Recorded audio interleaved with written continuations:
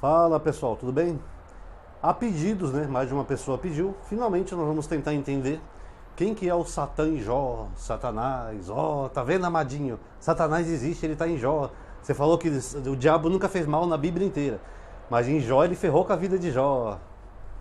Vamos entender, pessoal? Vamos. Antes de analisar o livro, a passagem de Satã, eu queria fazer algumas considerações acerca do livro de Jó. É necessário, tá, para vocês entenderem, é praticamente uma aula. Aproveita e já dê um like aí no vídeo, tá, para ajudar. No final tenho colocado o QR Code, quem quiser colaborar com o canal fique à vontade, tá? Então vamos fazer uma pequena introdução ao livro de Jó. O livro de Jó é pós-Babilônia, tá? Ele é o primeiro livro da Bíblia que aparece a palavra Satanás. E eu estou falando em ordem cronológica de que foi escrito os livros, não na ordem que está na Bíblia. Ah, Madinho, mas tem Satanás lá em Números. Não, Números foi escrito depois de Jó, tá? O Jó é o primeiro livro na ordem cronológica dos escritos em que aparece a palavra Satanás. Porque os judeus foram levados para a Babilônia. Lá na Babilônia eles conhecem uma religião que era da antiga Pérsia, chamada Zoroatrismo. E o Zoroatrismo, ou Zoroastrismo, não sei se estou pronunciando correto, era uma religião que acreditava que o universo era dividido em dualidade. Tipo o yin e yang, o bem e o mal, o doce e o salgado. Então eles acreditavam, o professor Zoroastro, ele acreditava que só tinha duas divindades que governavam o universo, que era a Ahura Mazda, inclusive tem imagens esculpidas dele até hoje, tá? Vocês podem ver na internet, que era o deus do bem, e Arvimã, que era o deus do mal. Então estava sempre um em duelo contra o outro, numa eterna dualidade. Alguns entendem que o zoroastrismo era até monoteísta. Alguns falam que era a primeira religião monoteísta do mundo, porque alguns acham que a divindade principal seria o Ahura Mazda e o Arvimã seria um deus menor, um demiurgo. Então alguns entendem que o zoroastrismo também seria monoteísta. Eu discordo, mas tem motivos que dão a entender isso sim, tá? Mas não é o foco da questão. O foco é que quando os judeus voltam da Babilônia, eles trazem consigo a palavra Satanás, que não existia antes em nenhum livro que foi escrito antes de Jó. Querem um exemplo? Sim, eu provo para vocês. Se você abrir sua Bíblia aí, no segundo livro de Samuel, no capítulo 24, logo nos primeiros versículos, teve um rapaz aí que falou para eu escrever maior, pessoal, é que a minha canetinha é fina. Eu não tenho como escrever mais grosso, tá? Mas eu tento colocar um pouco grande, mas se eu colocar muito grande não dá para colocar as outras coisas do vídeo. Mas eu leio aquilo que eu estou escrevendo. Então quem não está enxergando aqui ou não consegue ver, aqui eu escrevi o número 2, Samuel, que é a abreviatura do livro, capítulo 24, versículo 1. Vocês vão ver que ali foi Deus que fez Davi fazer o censo. Deus. Ó, estou escrevendo a palavra Deus. Aí se você abrir em 1 Crônicas 21, 1, você tem um paralelo dessa passagem que fala que não foi Deus que fez Davi fazer o censo. Foi Satã, Satanás. Okay, esse livro é antes da Babilônia, esse livro é depois. Então, quando aparece a palavra Satã no Velho Testamento, vocês saibam que esse livro é pós-Babilônia. Porque o livro de Jó é o primeiro que traz essa palavra. Viu? Meu canal é praticamente uma aula. Vocês não vão aprender isso em igreja, nem em cursos aqueles cursos dominicais de igreja, tá? Então podem ver aí na sua Bíblia. Pode pausar o vídeo se quiser, ó. Vocês vão ver aqui que foi Deus e aqui que foi Satã, tá? Agora o que acontece, pessoal? O livro de Jó, mesmo na Bíblia hebraica e na Bíblia cristã, ele não é um livro histórico. Mesmo na Bíblia cristã. Se vocês pegarem a divisão aí da Bíblia, vocês vão ver que nós temos a Torá, que seria o Pentateuco, nós temos os livros históricos, Josué, Juízes, Reis, não sei o quê, e nós temos os livros sábios, né, poéticos, sapiensais, que é Salmos, Provérbios e Jó. A Bíblia cristã é a mesma coisa, segue essa mesma ordem. Então o livro de Jó, ele não é um livro real. Eu acho até um absurdo quando algum crente quer usar esse livro para me dizer que o diabo existe, sendo que o livro, nem na Bíblia dele, fica como histórico. Quando que se passa a história de Jó?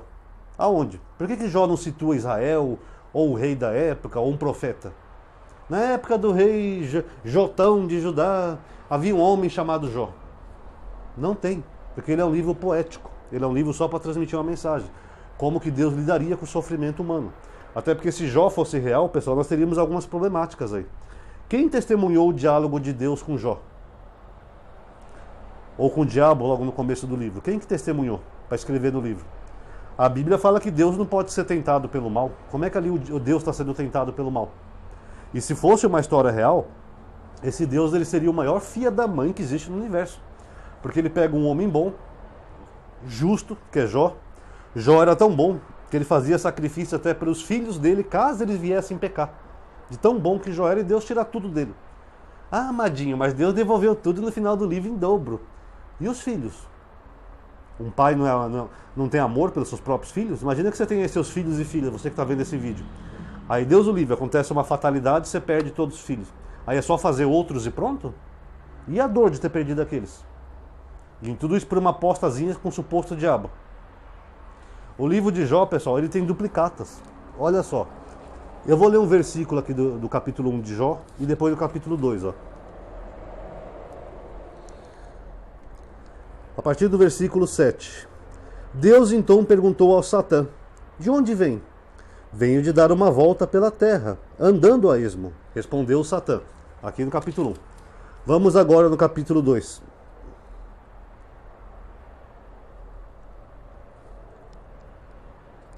Versículo 2. Deus perguntou ao Satã: de onde vem? Ele respondeu: venho de dar uma volta pela terra, andando a esmo. É a mesma pergunta e a mesma resposta, pessoal. Aqui, ó, viste o meu servo Jó? Ó, o que você vê no capítulo 2, você vê no capítulo 1. Aqui, ó. Estão vendo? É o número 2, ó. São duplicatas. Aqueles diálogos chatos e cansativos do livro de Jó também são duplicatas. Então só aí você vê que o livro é uma construção, não é um livro histórico. Ou a não ser que esse Deus seja aquelas pessoas idosas que tem problema já não lembra mais das coisas, né? Ficam meio demente com a idade. Mãe, sou eu, mãe. A senhora já me perguntou isso ontem, mamãe. A senhora não lembra? Não tem aquelas pessoas idosas? Eu acho que é Alzheimer que fala, né? A não ser que esse Deus tem Alzheimer. De onde você vem? A senhora já me perguntou, Deus. Eu vim de rodear a terra. Você lembra? Você me perguntou no capítulo anterior. Então é forçado demais. E para quem não sabe, tem também um Jó babilônico, tá? Eu já tinha feito um vídeo sobre isso no meu outro antigo canal. Deve estar lá até hoje. Quem quiser, coloca aí, analisando as escrituras, Jó babilônico. Que é uma história de um homem pobre que perde tudo, tem úlceras, não sei o que, e depois a divindade lá, babilônica, não sei se é a Ahura Mazda ou outra, dá tudo em dobro para esse Jó babilônico. Então o que você está lendo na sua Bíblia é uma adaptação de um conto que veio da Babilônia. Os judeus trouxeram da Babilônia e deram uma ressignificação e criaram esse livro. Mas não é uma história real nem a pau. Não situa a época, não situa um rei, não fala de um profeta, não fala de nada. É só uma história poética. Agora, dentro dessa história poética, quem que é o Satanás? Vamos explicar, pessoal. Isso dentro da história poética, tá?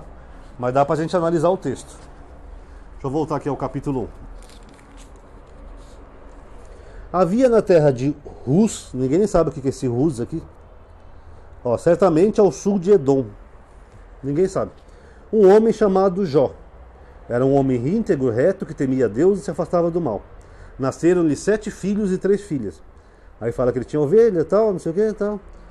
Tá, vou pular essa parte inicial aqui que fala da prosperidade dele. Aqui, ó. Jó os mandava chamar para purificá-los de manhã cedo. E ele oferecia um holocausto para cada um dos filhos, pois dizia: talvez meus filhos tenham cometido pecado, maldizendo a Deus em seu coração. Tá? Era isso que Jó entendia. Nós vamos voltar nesse ponto aqui também.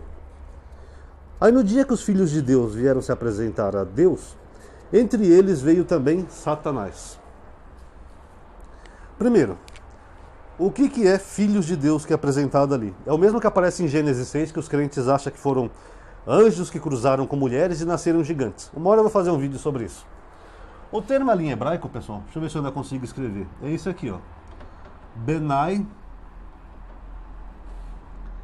Elohim.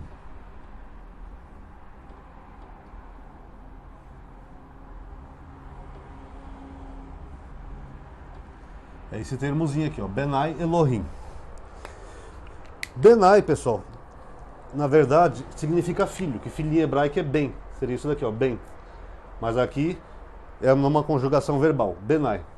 E Elohim, pessoal, já expliquei para vocês que Elohim significa poderoso. A palavra Elohim vem de origem de El, que é forças, poderes. Vou provar para vocês na Bíblia. Quando a gente abre aqui em Êxodo,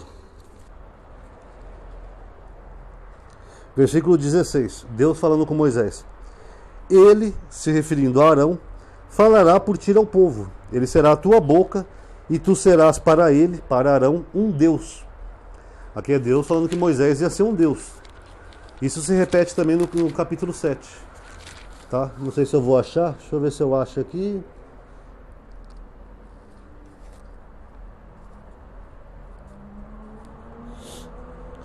Ó, Êxodo 7:1. Deus disse a Moisés: eis que eu te fiz como um Deus para o faraó. Moisés era Deus, pessoal? Que eu saiba não, né? Então por que Deus falou que ele ia ser um Deus para Arão e um Deus para o faraó? É porque o termo é esse daqui, Elohim. Elohim é poderoso. Então Moisés, ele ia ser mais poderoso do que o faraó. O faraó ia fazer lá os truques, lá com os magos, e Moisés ia ser mais poderoso, ia quebrar os truques dele, ia fazer sinais que o faraó não poderia imitar e nem desfazer, como o sol escurecer, rãs, moscas, etc. Então Moisés foi chamado por Deus de Elohim, que Elohim não é Deus, apesar de ser aplicado a Deus, né? A Bíblia usa Elohim sempre para se referir a Deus, mas ela também, essa palavra também é usada para juízes. Os juízes de Israel eram Elohims. Por quê? Porque eles exerciam poder, autoridade sobre o povo. É que nem, por exemplo, hoje no Brasil, o Alexandre de Moraes é um Elohim, porque ele é poderoso, ele tem poder sobre a sociedade. Ele pode prender, ele pode soltar, ele pode mandar investigar. Isso é o Elohim. Moisés era um Elohim perante o faraó, porque Moisés era mais poderoso que o faraó. E esse termo também é aplicado a reis, governantes, no geral. Porque governantes, eles têm poder sobre o povo. Então eles não são deuses, mas são pessoas que têm um poder sobre os outros. Simples. Apesar de ser bastante usado para Deus, né? Ou é o tetragrama ou é Elohim, mas é usado para pessoas que exercem poder sobre as outras. Então o que o livro de Jó está falando, que é que Jó, ele ia na presença de Deus oferecer sacrifícios, porque Jó era um homem poderoso, ele era rico. Nós acabamos de ler, ele tinha 1000 ovelhas, 100 cabras, 10.000 vacas, não sei o quê. Então ele era um homem poderoso entre o povo. Então esses homens poderosos, eles iam perante Deus fazer o sacrifício, oferecer suas ofertas para Deus. Até porque eles não estão face a face com Deus ali. Seria até engraçado, né? O diabo, que é o arqui-inimigo de Deus, que os cristãos morrem de medo, está sempre face a face com Deus, né? Curioso, né? E aí, senhor? Tá fazendo aqui, diabo? Não, eu só vim tomar um cafezinho e dar uma olhada nos meus amigos, daqui a pouco eu desço para a terra de novo. Tem gente que acredita nisso.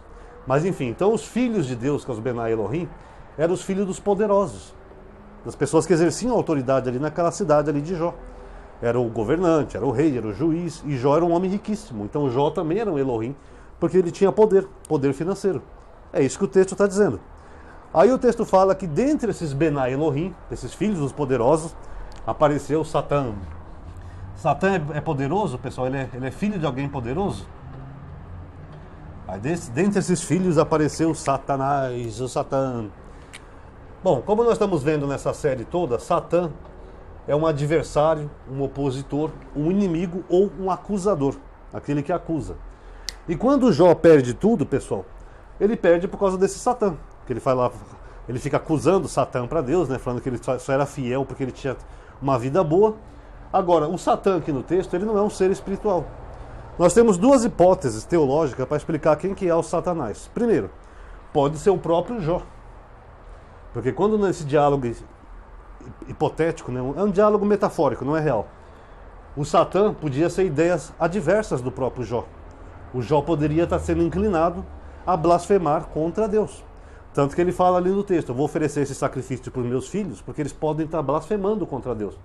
Só que na verdade poderia ser o próprio Jó, ou um dos filhos dele mesmo. Tanto que depois que ele perde tudo, a mulher dele fala, amaldiçoa o teu Deus e morra.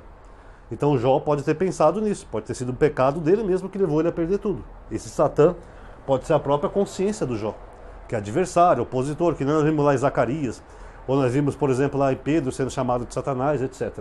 Essa é uma hipótese, tá? Que é defendida por alguns teólogos. Já outros acham que o Satã era um daqueles outros homens ricos que começam a fazer acusações a Jó. O diabo não é um acusador? Aí quando você vai lendo o livro, tem dado momento que os amigos de Jó vão lá para consolá-lo, e tem alguns amigos de Jó que vão lá para acusá-lo. Inclusive os amigos dele falam para ele, você está nessa situação por causa do seu próprio pecado. O que reforça a primeira hipótese, que Jó pode ter pecado, ou pensado em blasfemar contra Deus, e por isso ele perdeu tudo. Ou pode ser que o Satã seja esses próprios amigos dele, que estavam ali acusando Jó de N coisas. Você pecou, você fez isso, você fez aquilo, você não foi um bom homem. Então o Satã que pode ser ou um dos amigos de Jó, talvez até todos, né, ou 3, ou pode ser o próprio Jó. Mas o fato é que nessa história, que é só uma metáfora, não é uma história real, o Satã aqui não é um ser metafísico. Porque, vou provar agora no final, ou é o próprio Jó que cometeu algum pecado, como a blasfêmia, ou é um acusador, tá? E eu vou provar aqui para vocês. Cadê o livro de Jó?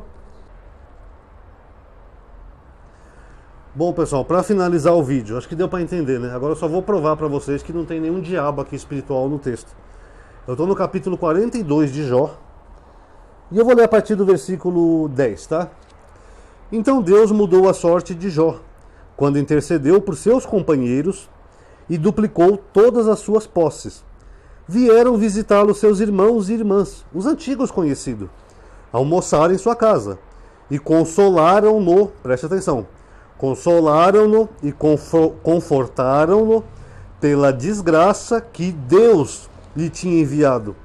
Então aqui no próprio final do livro a gente mata a charada aqui, ó. Quem enviou a desgraça para Jó foi Deus. Não foi o diabo. Foi Deus que mandou a desgraça para Jó.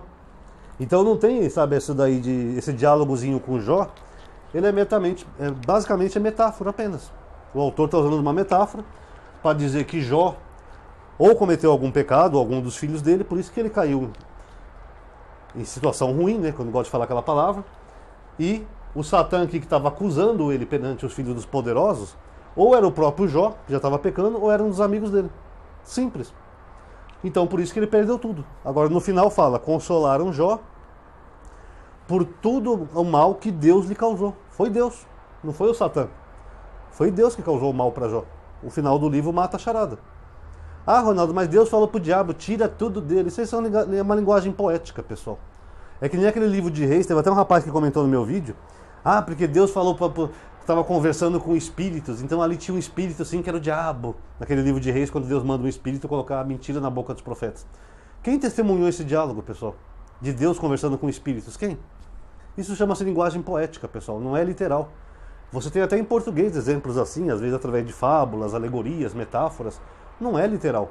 Então aqui é só uma linguagem poética para tentar explicar que um homem chamado Jó perdeu tudo. Aí tem todos aqueles diálogos que também são para transmitir mensagem e no final ele recupera tudo em dobro. Simples. Não é um ser espiritual aqui, ó. Lembra que eu falei que Deus e Satã às vezes mudam no mesmo livro? É a mesma coisa aqui. No começo que era Satã, no final foi Deus. Que nem lá o exemplo de Samuel e Crônicas que eu falei para vocês. Porque na concepção do autor, Satã não é um ser espiritual. O Satã pode ser até uma parte de Deus, como lá em Crônicas. A ira de Deus, digamos assim. Então, não é um ser físico, nem metafísico, tá? Acho que deu para entender, né, pessoal? Então tá aí, galerinha. Quem gostou do vídeo já sabe. Por gentileza, dê um like, se inscreve no canal, ativa aquele sininho. Considere entrar na lista de aviso que eu tenho, o WhatsApp, Telegram, tá aqui na descrição do vídeo, tá? Comente também, que seu comentário é importante, tá bom? Muito obrigado a todos aí que assistiram. Agora eu tenho um QR Code aqui no final do vídeo, tá? Se alguém quiser colaborar com o canal. Muito obrigado a todos aí que assistiram. Paz a todos.